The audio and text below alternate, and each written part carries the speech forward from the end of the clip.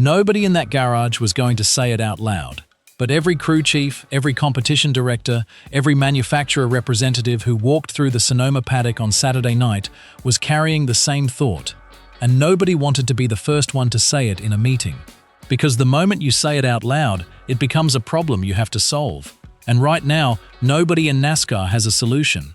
One driver just won a race at Sonoma Raceway while running at roughly 80%. He crossed the finish line first. He saved enough fuel to do a full burnout afterward. And the closest rival, a driver who overcame 2 trips to the back of the field, a speeding penalty, and fought through 33rd place twice, still couldn't get within striking distance when it mattered. Here is the part nobody is talking about loudly yet. That closest rival was his own teammate.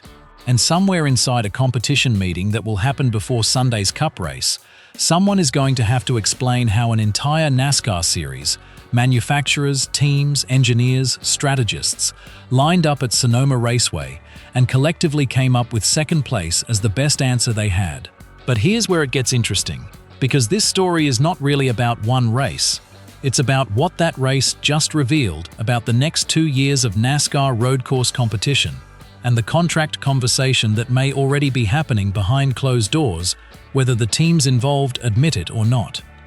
Shane Van Gisbergen started from pole in the number 9 JR Motorsports Chevrolet for the Pit Boss Foodmax 250 at Sonoma Raceway.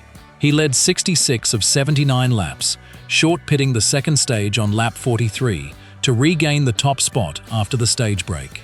From that point forward, he did not race.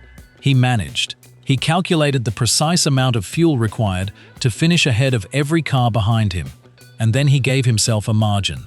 The field around him was in a different race entirely. Blaine Perkins spun early. Brandon Jones went off track. Ross Chastain suffered a race-ending mechanical failure after just 29 laps, his car going off track and down the drag strip, leaking fluid and forcing a caution.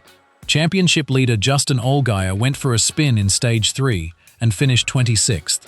Gray ran out of fuel on the final lap, stopping just short of the finish line, and when Jones pushed him across, NASCAR ruled it did not count.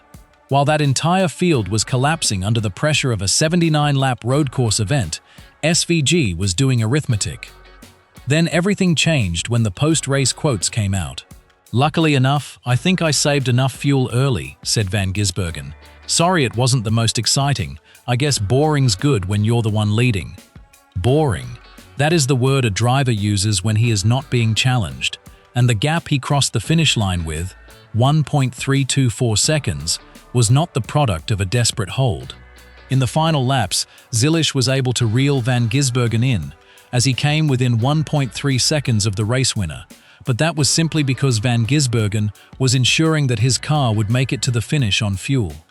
The gap closed because SVG allowed it to close, not because anyone found him. We are closing in on 1,500 subscribers here on NASCAR Racing Central, and if you are watching this channel, you already know we do not do surface-level takes. Subscribe, hit like, drop a comment, and share this video, because what this race revealed about NASCAR's road course future is the exact kind of story this channel exists to break down. Now here is the conflict nobody inside JR Motorsports once framed this way. Connor Zilisch is not a background character in this story. He is the future of JRM. A driver being actively developed for the Cup Series. A talent the entire garage watches with genuine respect. On Saturday, he started 30th after an unapproved tire adjustment in qualifying. He fought back to the top 15 in Stage 1, took a speeding penalty that dropped him to 33rd at the start of Stage 2, fought all the way back to 2nd behind Van Gisbergen by lap 35, won Stage 2, and then spent the final 21 laps in pursuit. "A caution or something to bunch us back up on the final run would have been nice," Zilisch said. "Our Chevrolet was fast enough to compete, but we were just matching each other the entire run there, and he was probably saving fuel and managing his stuff and giving me hope. I'll always believe we had something for him." Read that last sentence carefully. "I'll always believe we had something for him." That is not confidence.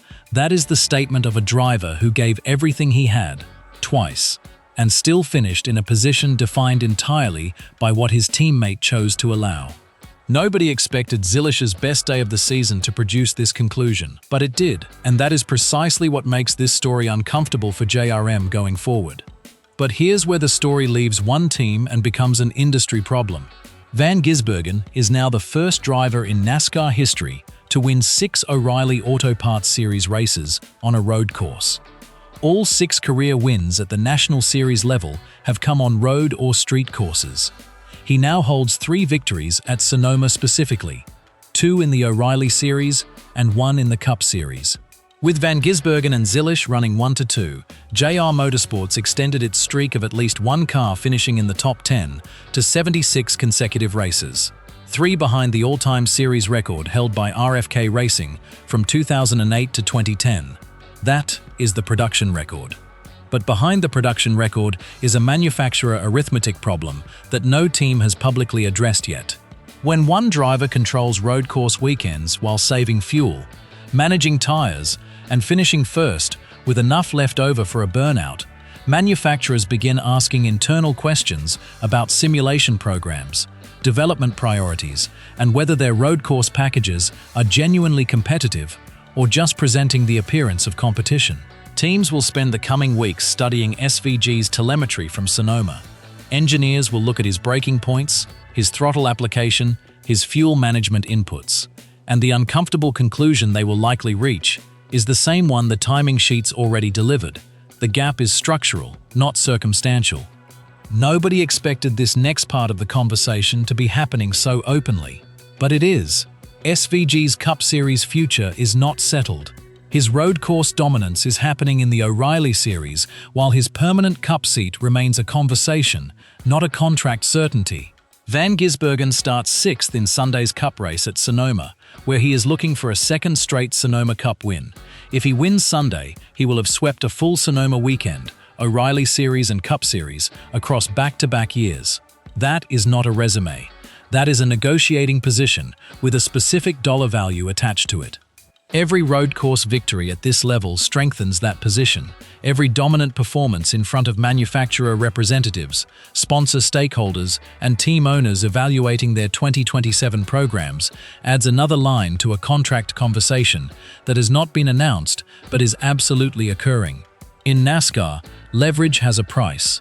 And right now, Shane Van Gisbergen is accumulating leverage at a rate the rest of the field cannot match. The remaining road courses on the 2026 schedule now carry a different weight, not just as race weekends, but as pressure tests. For every organization that entered 2026, believing it had a legitimate road course program, Sonoma just provided a measurement, and the measurement was uncomfortable. When the question inside a garage stops being, "How do we win today?" and shifts to, "How do we finish as close to him as possible?" the psychological transition has already happened. That is where NASCAR's road course conversation is right now. Not approaching that point, already there. SVG has now won 3 times at Sonoma across different NASCAR series. He was saving fuel while a championship leader went for a spin, while a teammate overcame every possible obstacle and still finished behind him, while an entire field collapsed under the weight of a road course that he describes as boring when he's leading it. So here is the question that belongs in every boardroom, every competition debrief, every sponsor meeting in NASCAR right now. If you are Justin Marks, if you are the person responsible for a Cup program that needs to answer for road course results in 2026 and 2027, do you spend the next several months trying to find a way to beat Shane Van Gisbergen? Or do you find a way to make sure he is driving for you? Because Sonoma didn't just deliver a race victory. It may have started a negotiation that the rest of NASCAR doesn't even know they're already losing. Drop a comment. If the rest of NASCAR genuinely has no road course answer for SVG right now, say so. And if you think Zilish was closer than the lap chart shows, make that case below. Share this video with anyone who watched Sonoma on Saturday, because the real story didn't end at the checkered flag. If you enjoy real NASCAR breakdowns like this, you'll like what's coming next.